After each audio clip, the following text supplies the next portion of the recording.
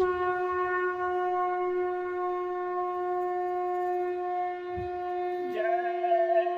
गुरुदेव। जय गुरुदेव।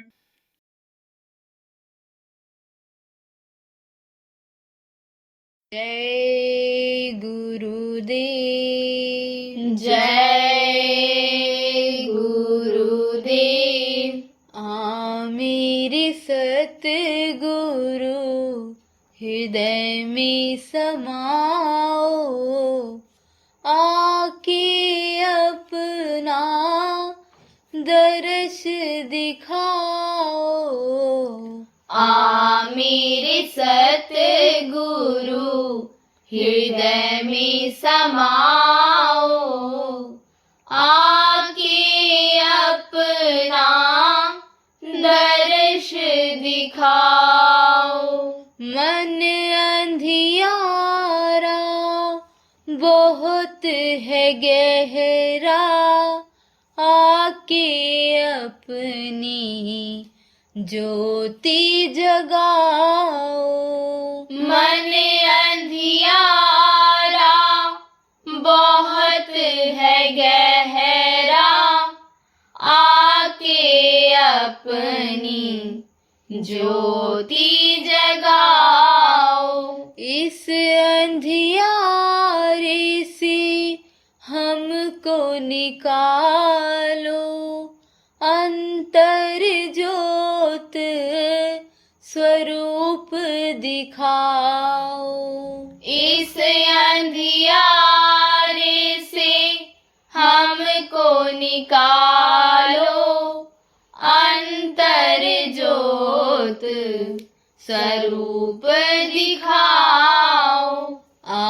मेरे सतगुरु हृदय में समाओ, आके अपना दर्श दिखाओ। मेरे सतगुरु हृदय में समाओ, आके अपना दर्श दिखाओ। पलकों की सुंदर सेज सजाओ, जिस पर अपने गुरु को बिठाऊं। पलकों की सुंदर सेज सजाऊं, जिस पर अपने गुरु को बिठाऊं। आंसुओं से चरण गुरु के धो, चरणों में गुरु के जीवन बिताऊं। आंसुओं से चरण गुरु के धोऊं, चरणों में गुरु के जीवन बिताऊं। मेरे सतगुरु हृदय में समाओ, आके अपना दर्श दिखाओ। मेरे सतगुरु हृदय में समाओ, आके अपना दर्श दिखाओ। सिमरन भजन से तो ही रिझाओ, ऐसी भक्ति की शक्ति मांगो। सिमरन भजन से तो ही रिझाऊं, ऐसी भक्ति की शक्ति मांगूं। तुम बिन मेरा कौन सहाय, इस निर्बल को पार लगाओ। तुम सहाय इस निर्बल को पार लगाओ। मेरे सतगुरु हृदय में समाओ, आके अपना दर्श दिखाओ। मेरे सतगुरु हृदय में समाओ, आके अपना दर्श दिखाओ। जय गुरुदेव, जय गुरुदेव।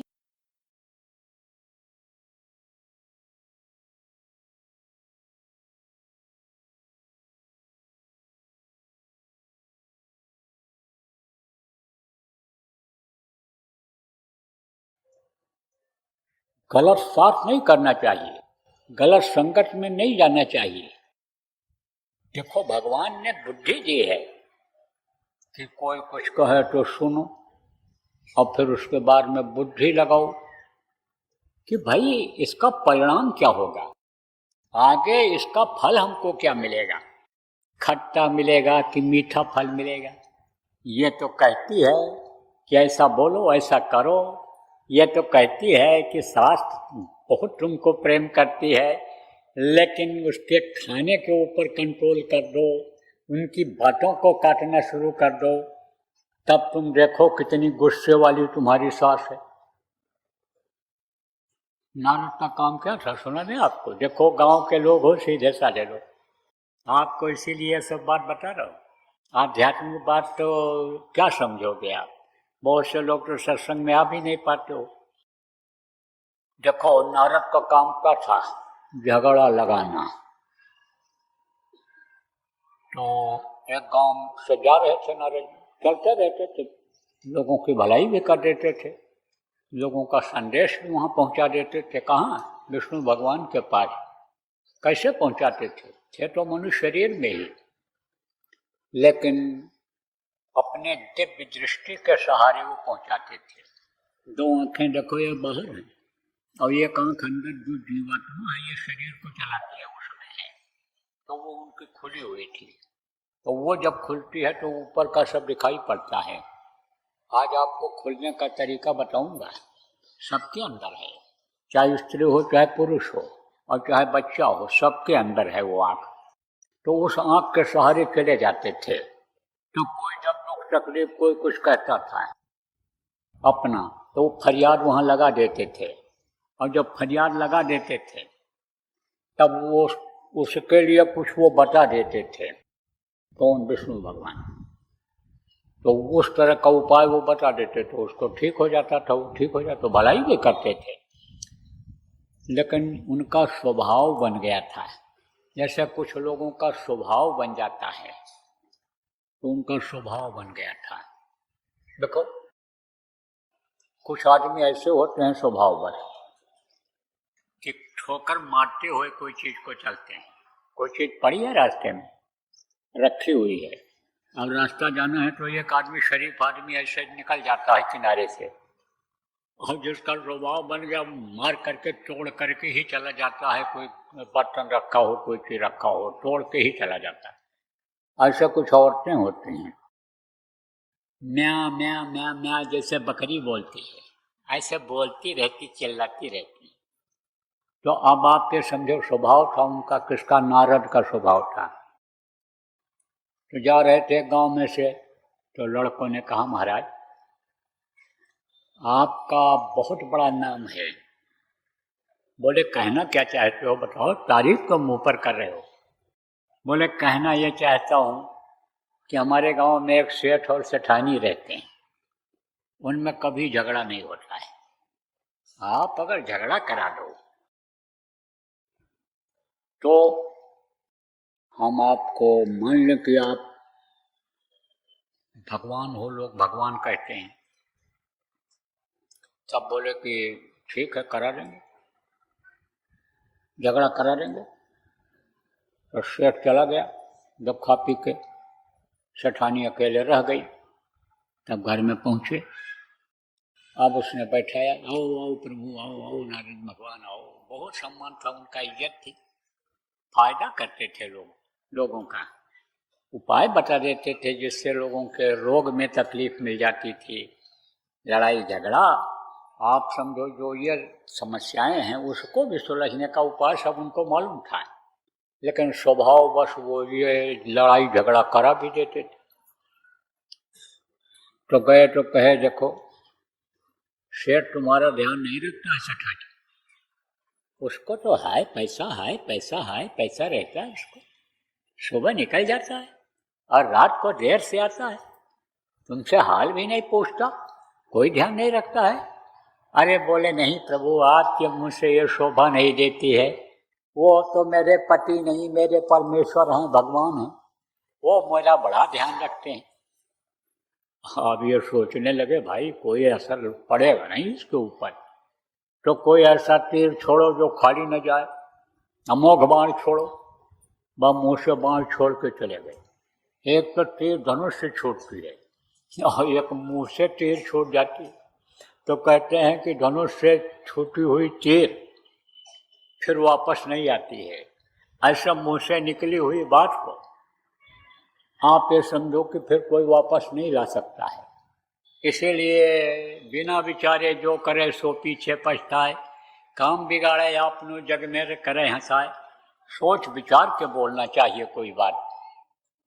तो अब आप समझो कि बोले अब अमोघ बाण छोड़ दिया जाए, तो बोले कुछ भी हो, देखो हम आज बैठे गए तुम्हारे यहाँ, हमको जल्दी है, हम तो इधर से निकल रहे थे, बोले सेठानी से मिलते हुए चले, कुछ भी हो, लेकिन है तो वो नमक का व्यापारी पिछले जन्म का, उसका पूरा शरीर नमकीन है, दिल दिमाग सब नमकीन है, खारा है, खारा। और तुझको न विश्वास हो तो आज रात को जब सो जाए खा पी करके चाट करके देख लेना। कह करके निकल गए। अब वहां पहुंचे सेठ जी के यहाँ गद्दी पर। बोले, क्या नाम है सेठ आपका, क्या संपत्ति आपने बनाया? जो देखो वही सेठ को अच्छा कहने लग गया, और सेठ को तो कहता हमारे सेठ वही हैं। मेहनत आप बहुत करते हो, लेकिन आपका ध्यान आपके सेठानी नहीं रखती है। वो तो आपको ज़्यादा से ज़्यादा 2 पराठा बना करके दे देती होगी, और जब चले आते हो तब छुन्न मुन्न करती है, तब खीर पकवान बनाती है, खाती है। बोले, नहीं नहीं ऐसा तो कुछ नहीं, ऐसी बात तो न कहो प्रभु, वो तो हमारी लक्ष्मी है घर की, जब से आई तब से दिन दूना रात चौगुना तरक्की ही हो रही है। वैसी ये औरत कहाँ मिलेगी किसी को, तो लक्ष्मी है हमारे घर। बोला, देखो हमारे पास ज़्यादा टाइम नहीं है, अब देखो फेल हो रहे हैं ये। फिर बोले, यहाँ भी कुछ सुधा छोड़ के ही जाना ठीक है। कहे, हमारे पास ज़्यादा टाइम नहीं है, आज हम कुछ पानी पत्ता नहीं पिएंगे, लेकिन एक चीज़ तुमको बता के जा रहे हैं कि ये पिछले जन्म की कुतिया है, कुतिया। जब तुम सो जाते हो तुम्हारा बदन चाटती है, और नहीं है तो आज देख लेना जाने के बाद। अब ये दोनों अपने अपने मन में सोच लिए कि लाओ आज जो नारद प्रभु पता करके गए हैं उसको करके देखा जाए। तो खा पी करके जब सोने लगा, और ऐसे नाटक किया सेठ ने, हर घर बुलाया नाग 2-1 बार। तो सेठानी ने कहा, लो चाट करके देख लें, खारा है कि नहीं है, नमकीन है कि नहीं है। और जैसे चाटा तैसे दिया चाटा सेठ ने गाल पे सेठानी के। कहा, कुतिया कहीं की, उसने कहा धनिया कहीं का, सगा कुतिया। हो गया झगड़ा। ओ लड़के खुश हो गए, बजाय ताली झगड़ा हो रहा है, झगड़ा हो रहा है। फिर जा रहे थे, फिर लड़के पकड़े। बोले, प्रभु हमारे ही गांव में एक सेठ और सेठानी रहते हैं, एक सास और बहू रहती हैं, उनमें तो कभी झगड़ा नहीं और किसी को उम्मीद भी नहीं है कि उनमें कभी झगड़ा हो जाए। उनमें करा दो तो आपके हम लोग पूजा करने लग जाएं। बोले अच्छा चलो कराते हैं। तो देखा उन्होंने वही अंदर वाली आंख से कि बहू नीचे खड़ी हुई है, नशैनी पकड़े है, सीढ़ी जिसको कहते हैं, और यानी सास नीचे नशैनी पकड़े खड़ी है, सास नीचे नशैनी पकड़े खड़ी है और बहू सीढ़ी पर चढ़ करके अचार का मटका उतार रही है। तो नारद ने अपने गण को भेजा और कहा जा ढकेल दे, और जैसे मटका गिरेगा तैसे दोनों कुत्ते की तरह लड़ेंगे, जैसे कुत्ते लड़ते हैं। तो गण चला गया, मटका ढकेल दिया नीचे, और नारद भी धीरे धीरे पहुंच गए दरवाजे तक। वहां देखें कैसे होता है, लड़के अलग वहां की आवाज सुने तैसे ताली बजावें, नारद भगवान की जय हो बोले। तो वहां जब पहुंचे नारद तो दरवाजे पर खड़े हैं।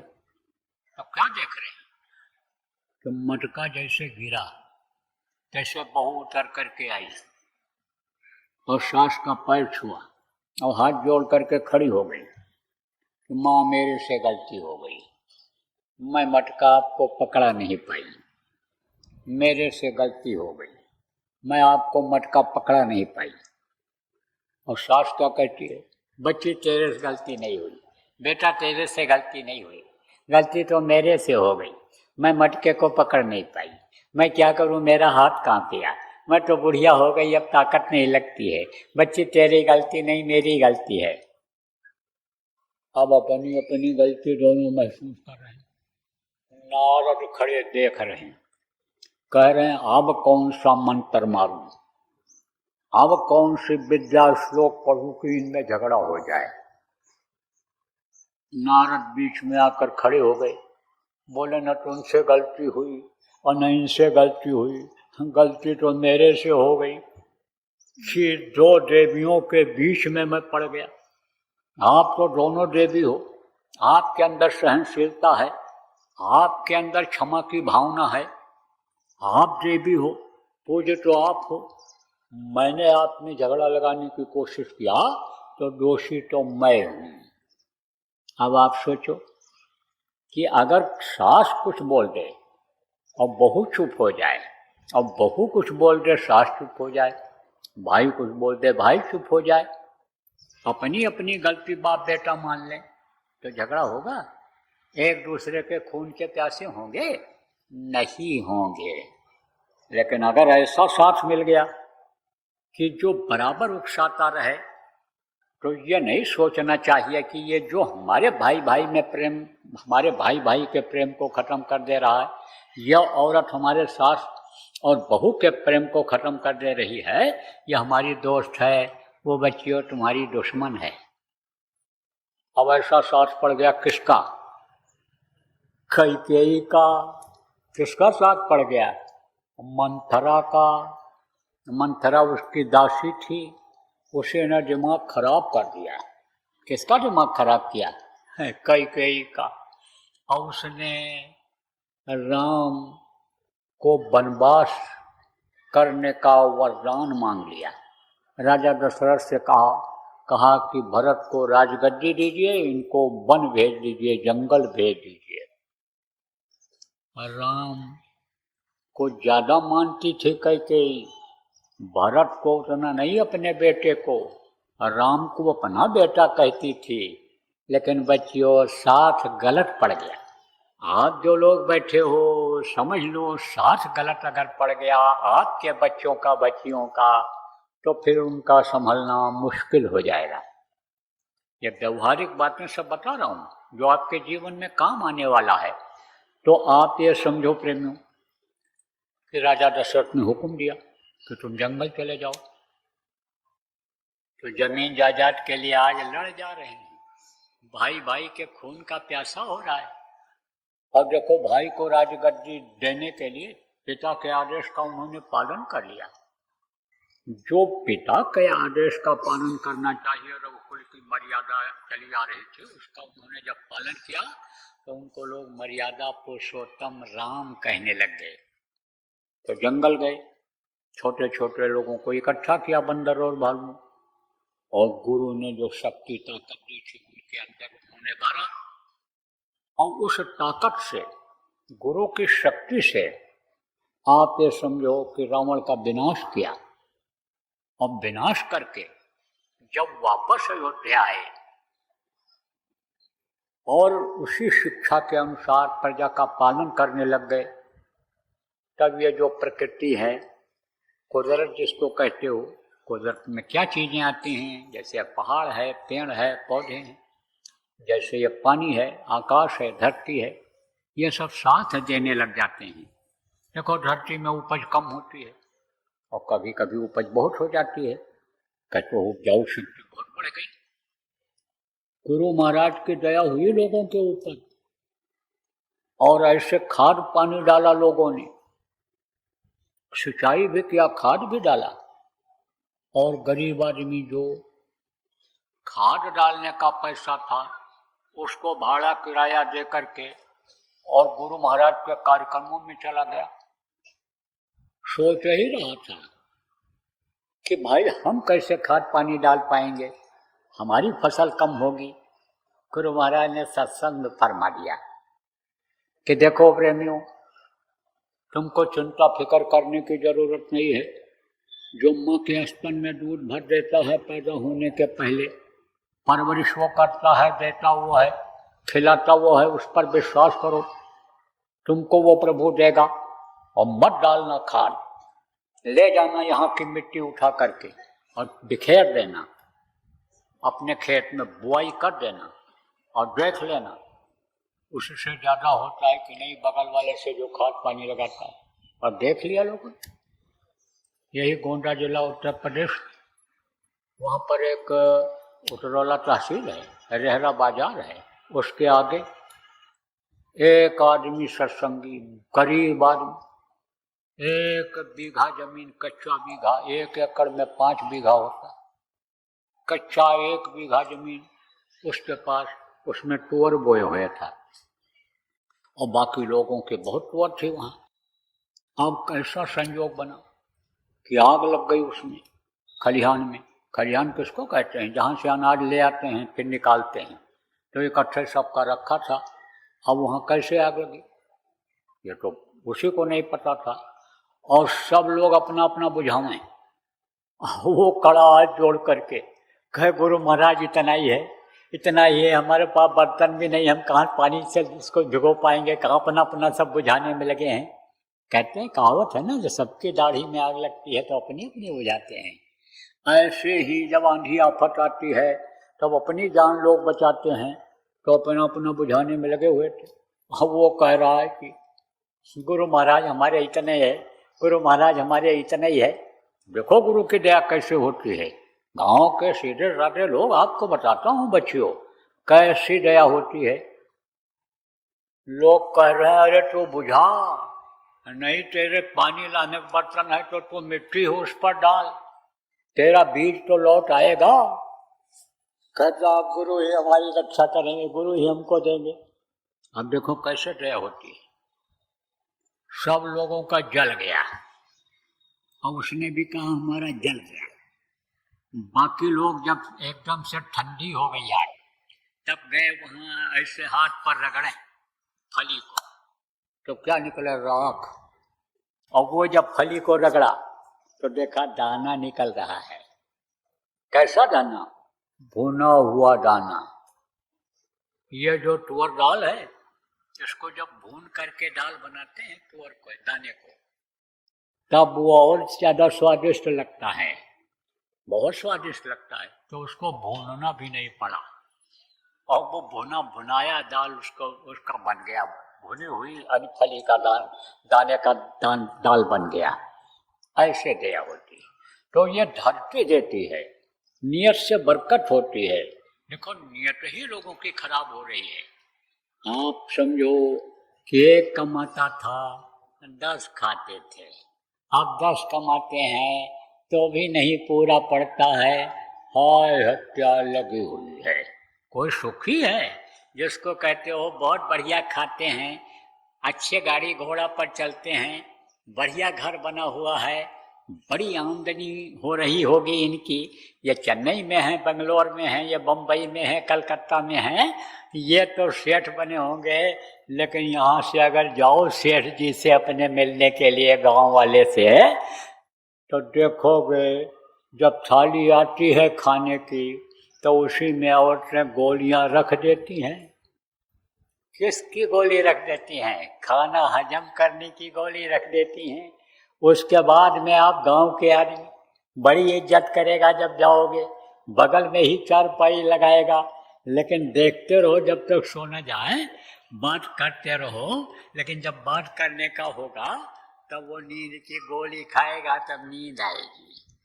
नींद नहीं आती, न राजा को शांति, न रैयत को शांति, और न पूंजीपति को ही नींद आ रही है। नानक साहब ने क्या कहा? नानक दुखिया सब संसार, और सुखी वही जो नाम आधार। सुखी वो है जो नाम का जाप करता है, नाम को ले लेता है, नाम की कमाई करता है, वो सुखी होता है। अब आप कहोगे नाम क्या होता है? नाम तो हम भी लेते हैं भगवान का, तो ये नाम अलग है और वो नाम अलग है, जिसके लिए गोस्वामी जी ने कहा नाम रहा संतनाधीना, और संत बिना कोई नाम न चीना। संतों के अधीन नाम होता है। जो आप प्रेमी गुरु महाराज के बैठे हो, जो नाम गुरु ने आपको दिया, नाम दान दिया, नाम दान में बताया, वो नाम है। उसको जो सुमिरता है, याद करता है, उसका सहारा जो लेता है, वो सुखी है। तो क्या हुआ फिर आपको बताऊं? धरती ये उपज बढ़ा दिया और समय से जाड़ा गर्मी बरसात सब होने लगा। कब की बात है? राजा रामचंद्र के राज की बात है।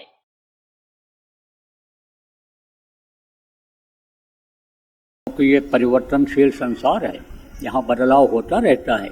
इसलिए जो श्वास बचे हैं, जीने का समय बचा है, उसमें कुछ भजन भाव भक्ति भी कर लो, उसमें प्रभु को याद कर लो, प्रभु को पालो, प्रभु को अंदर में बसा लो। और नहीं तो फिर क्या लेकर तू आया जग में, क्या लेकर तू जाएगा? सोच समझ ले रे मन मूर्ख, आखिर में पछताएगा, पछताना ही हाथ आएगा। देखो बराबर साप्ताहिक सत्संग जो आप लोग करते हो, प्रचार प्रसार जो करते हो, तो ऋषि पूर्णिमा का भंडारा वगैरह या सत्संग वगैरह जो भी आप करते हो, इसको बराबर करते रहो। जनहित का भी काम करते रहो, लेकिन जीव हित का काम अब ज़्यादा करो। आप जीव हित के काम में ज़्यादा लगो। जीव हित का काम क्या है? जीवात्मा इस शरीर से निकलने के बाद नरकों में न चली जाए, काटी सड़ाई जाए, गलाई जाने लग जाए, यह फिर कीड़ा मकोड़ा सांप गोजर बिच्छू, यह पक्षी और ये जो वृक्ष हैं, इन योनि में न आवे, इनमें न तकलीफ झेलना पड़ जाए। यह काम पर अब ध्यान दो, आपकी भी न फंसे, और जो जीव हैं ये भटक रहे हैं वो भी न फंस जाएं। तो उनको रास्ता बताओ, लोगों को शाकाहारी बनाओ, नशा मुक्त बनाओ, नामदानियों को भजनानंदी बनाओ। इस पर अब ज़्यादा जोर दो। अब यह समय आ गया, नहीं तो बज रहा काल का डंका, कोई बचने न पाएगा। बचेगा साधजन कोई तो सबसे लो लगाएगा। जो साधना करेगा, साधक होगा, उसी की बचत होगी। और नहीं तो खराब पर खराब समय आता चला जा रहा है, और उसका जो है आपको नज़ारा समय समय पर यानी आंधी तूफान के रूप में, जमीन फटने धंसने के रूप में, लड़ाई झगड़ा के रूप में नज़ारा नज़र आ रहा है, दिखाई पड़ रहा है। जो पढ़े लिखे लोग हो, आप ध्यान दो। जय गुरुदेव। सरकारी व गैर सरकारी अनुदान के लिए बिना सत्संगियों के सहयोग द्वारा जनहित के कार्यों में लगी हुई बाबा जय गुरुदेव धर्म विकास संस्था का मुख्यालय पिंगलेश्वर रेलवे स्टेशन के सामने मक्सी रोड, उज्जैन, मध्य प्रदेश में है। यहाँ पर सत्संग व नामदान का कार्यक्रम होता रहता है। अतः आप श्रोताओं से अनुरोध है कि बाबा उमाकांत जी महाराज के आश्रम उज्जैन एक बार परिवार सहित जरूर पधारिएगा। आपके सुझाव के लिए व्हाट्सएप नंबर 9575600700। जय गुरुदेव, जय गुरुदेव।